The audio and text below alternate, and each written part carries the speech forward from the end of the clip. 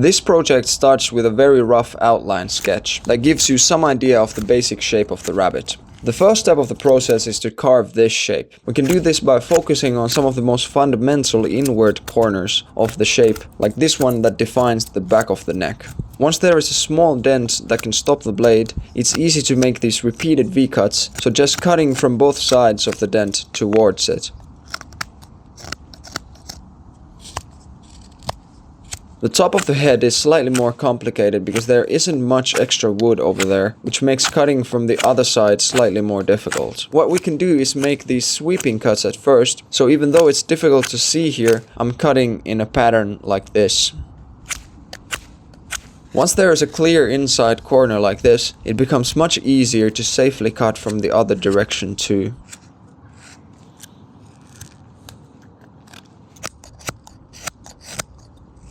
Now it's quite nicely defined already, which means that we can move to the front of the neck and eventually to the hind limbs. These two parts work the same way as the two previous inside corners.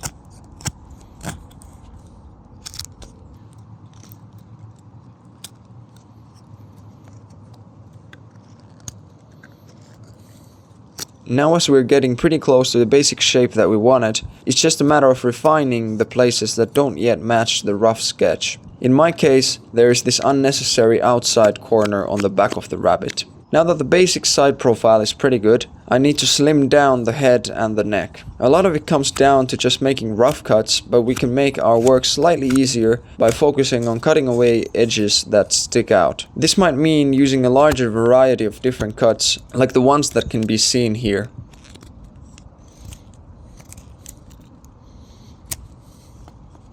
The head also needs to get slimmer towards the snout, and for this it helps to do a little bit of rough sketching again. At this point it also makes sense to decide the angle of the head. Just remember that if you decide to go for a slightly asymmetrical position, like I'm doing here, the angle of the front of the ears needs to match how the head is turning. For now it's good to leave the head thicker than it needs to be, so that you still have room for adjustments later on when you're trying to make everything proportionate. Still, I'm making a few sweeping cuts here to define the face just slightly better, because even though I'll have to redo these parts, it's going to help with putting the ears on the right place. The next step is separating the ears from each other. This works very similarly to the inside corners that we made before, except that this one is going to be a lot narrower. Then we can make a more refined sketch of the positioning of the ears to help with removing just a little bit of wood from all around.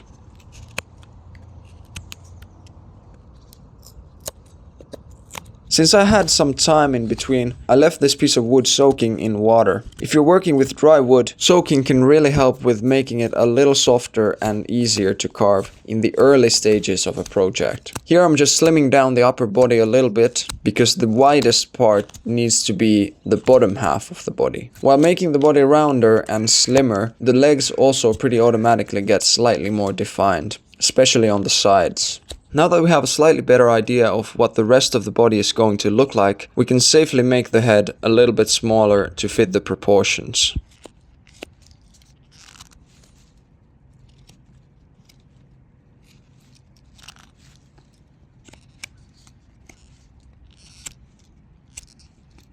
The next step is carving the front limbs. For this, I'm sketching this area that needs to be removed to make sure that I'm leaving enough space for everything.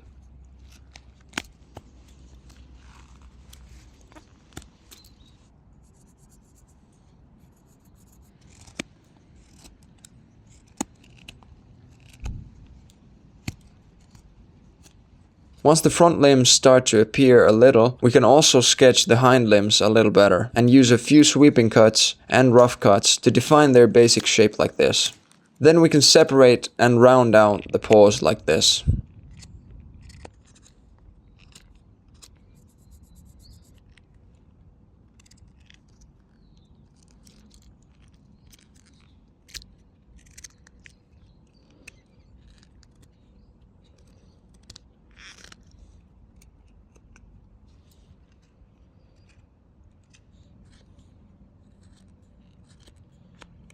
Then it's time for the tail. Make sure it's in a position that symmetrically matches the hind paws. I'm rounding out this edge because the tail needs to be pointing slightly outward. After that, it's just a matter of removing wood from around the tail sketch. Here, we'll use these V-cuts again. I left the ears as the final section before the facial details, because the ears are going to be the weakest part of the rabbit figure. If you carve them to their final thickness early on, there's a bigger risk of breaking them while working on the lower body details. As you can see here, I'm also making the ears to be in an asymmetrical position, because in my opinion, it creates a more interesting and lively shape. Perfect symmetry can be hard to achieve, and more importantly, it can easily make an animal figure look more statue-like. While carving this inside part of the ears, I suggest using a thumb guard just in case. Also try to control the tip of the blade so that it doesn't cut too deep into the wood, but instead only reaches the center of the groove.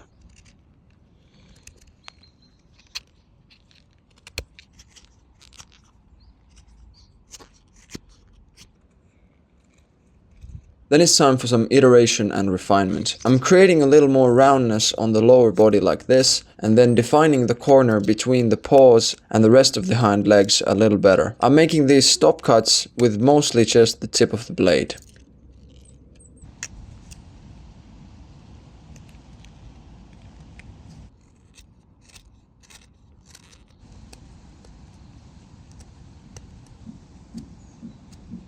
Now we can define the face to be closer to the final shape. What I'm doing here is one of the most important features in a rabbit's face. It's this curve that separates the wider cheeks from the slimmer top half of the head. I'm making the eyes by pressing the tip of the blade directly into the wood multiple times like this to create the outer edges of the eye. Then I'm removing wood from the inside of the circle to give some roundness to the eye.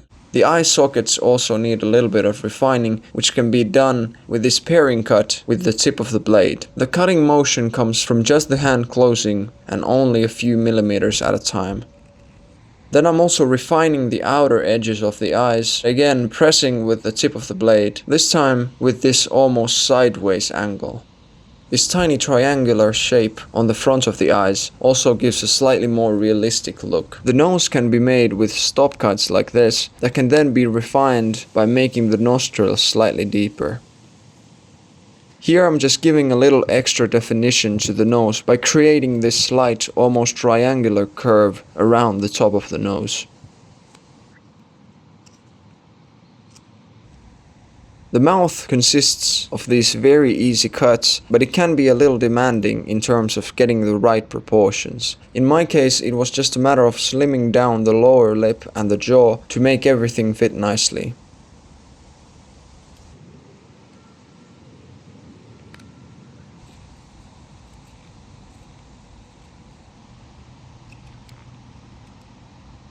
Then the only thing left to do is some final adjustments, especially to get rid of some marks caused by many different V-cuts and stop cuts made along the way.